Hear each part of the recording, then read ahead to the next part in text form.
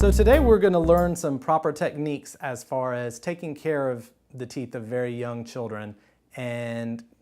we also will provide you some insight into what we think is the best way to accomplish this. What I recommend is to have young children either lay on the floor with their head in your lap or lay on the bed with their head at the foot of the bed,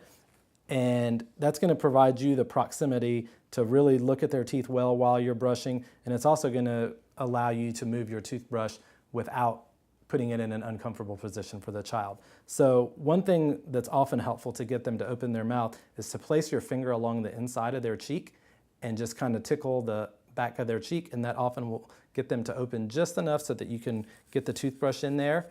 and cover all the surfaces.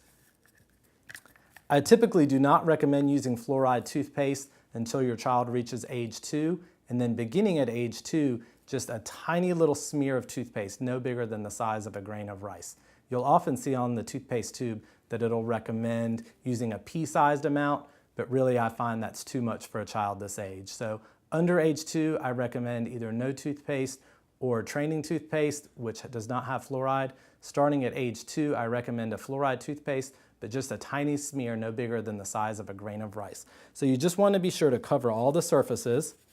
and a good technique is jiggle wiggle 1, 2, 3, where you're going side to side, jiggle wiggle, and then brush down 1, 2, 3. And you just want to make sure that you've covered all the surfaces. So again, positioning is really the key here, either having them lay on the bed with their head at the foot of the bed and you kneeling, or having them lay with their head in your lap is going to be the best technique.